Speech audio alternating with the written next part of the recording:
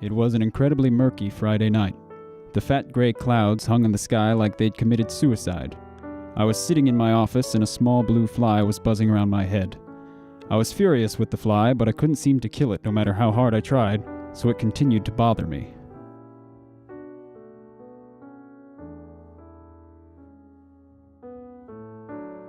My name was Cab Deck, and it still is. My mother called me Cabby, but she was hit by a bus when I was 3. I was a private investigator, a private eye, and I hadn't had a case in 3 months. I was short of money. I was broke, actually. As I sat at my desk with the fly buzzing around my head, I seriously considered throwing in the towel. I wasn't making a profit. The investigator game was a young man's game, and I was pushing 25. Slowly, I put a rolled-up piece of paper into my mouth. I closed my eyes in a resigned sort of way and decided that that was it. I was quitting the private eye business and going back to the deli section at Grocery Mart. That was when she walked in.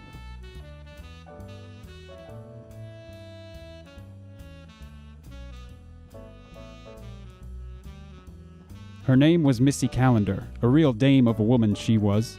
She had long legs like 2 30-yard lengths of rope, eyes like glass marbles, a nose like a small nose-shaped rock, teeth like rectangular sticks of butter, and a smile that could melt a heart of ice in Antarctica. Though I'd never seen her before, she was like a sister to me.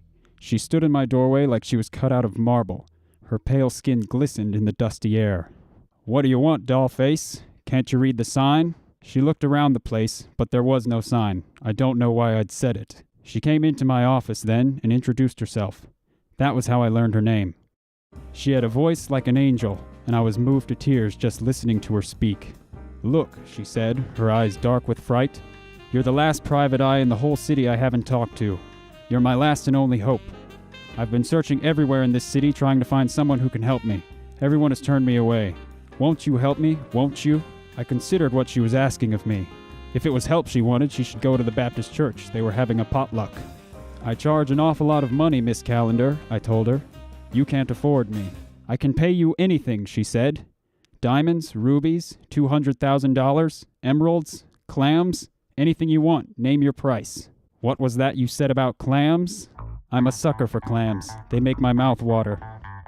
After some intense negotiating, Missy Calendar agreed to pay me $250,000 in clams. I was on the case. "So what seems to be the trouble, Missy?" "It's my husband. He's missing and presumed dead. I know he's alive. I just know it. I can feel it." "Your husband?" I said. "You couldn't possibly be referring to Poe Calendar, the famous actor, could you be?" "Yes, that's the one." Suddenly, everything made sense. Missy Calendar, my office, the clams, it all started to add up. Everyone and their neighbor knew that Poe was dead. He'd had an open casket funeral. The whole thing had been televised. Missy Calendar was clearly in denial, but it was the type of denial that paid me $250,000 in clams, so I wasn't going to be the one to snap her out of it. "Do you have any clues?" I asked her. "Any evidence that he's alive? Anything to go on? Do you have any leads?" "Of course I don't have leads," she said. "My hair is completely natural." Missy was speaking a different language. She wasn't making any sense. I wondered if she was in danger. Perhaps the place was wired. Perhaps there was more to her story. Perhaps her husband was alive.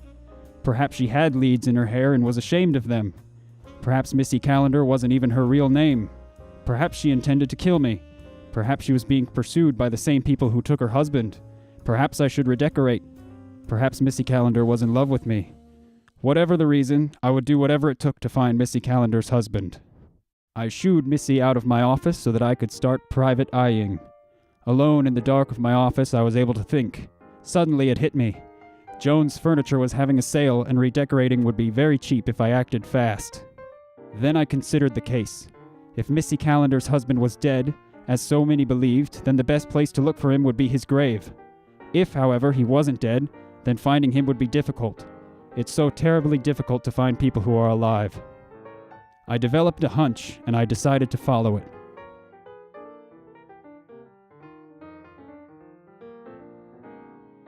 The hunch led me to an abandoned street in a place far away from civilization. If I was going to find clues anywhere, it was going to be here. A noise like a snapping branch made me turn around, and there, behind me, was a large man in a mask. He lifted his fists threateningly, and so I punched him. He didn't even flinch. He seemed to smile knowingly beneath his mask, and then we began to fight. I couldn't believe it. I'd only just started investigating and already I'd stuck my nose where it didn't belong. The man in the mask was a skilled boxer, but so was I. I'd once been trained by the famous French boxer Vouvon Bidet for 3 hours before he realized I wasn't the one who'd paid for the lessons.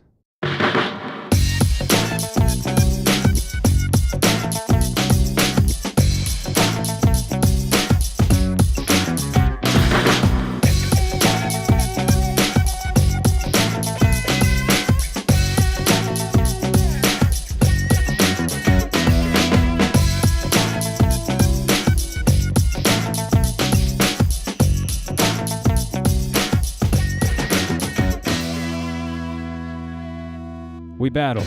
His punches were precise and heavy, like boulders smashing into me. My punches mostly just hurt my knuckles. He hit my jaw and I bit my tongue. It smarted and I became quite angry. A rage built inside me like a small log cabin, and I threw everything I had at him.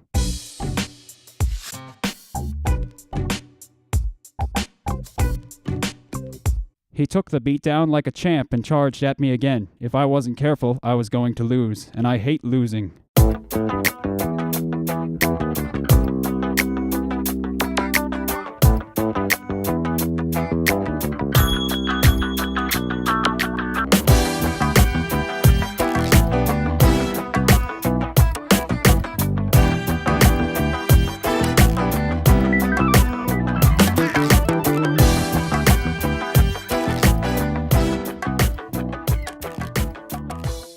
After a long and brutal fight, I knew I was beat, and so I did the only thing I could think of. I drew my gun and pointed it at him and told him to freeze, hold it right there, or he was dead meat. My gun was a Venezuelan beauty made by Jumper and Sill. It was a 9mm something or other, fully semi-auto maniac with 12 rounds in the clip and 2 in the chamber. It could put a hole through 2 feet of metal from 3 miles away. The man in the mask saw the gun and knew I meant business. He turned and ran.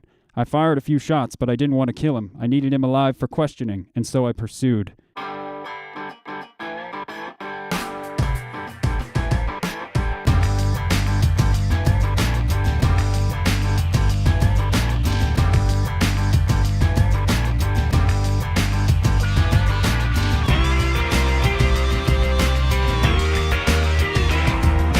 He turned out to be quicker than me, too. But when I looked at the ground, I saw that he dropped something he didn't want me to find. It was a small piece of white paper, and on it was written the word fishhook. Who was this fishhook? Did he know what happened to Poe Callender? Was he the one who kidnapped him? Where was Fishhook? Somewhere in Pennsylvania or somewhere else?